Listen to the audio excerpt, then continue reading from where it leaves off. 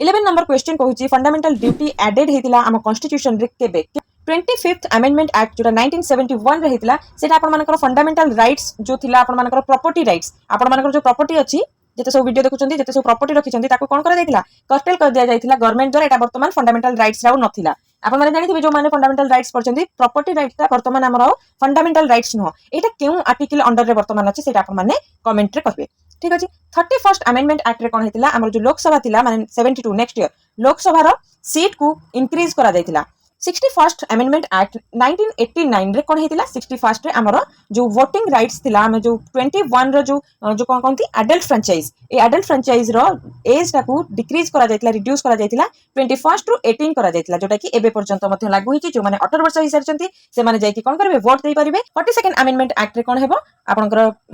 जो जते सब प्रोविजन मिनी कॉन्स्टिट्यूशन ए सब जिंस ऐड हेतिला एथिरे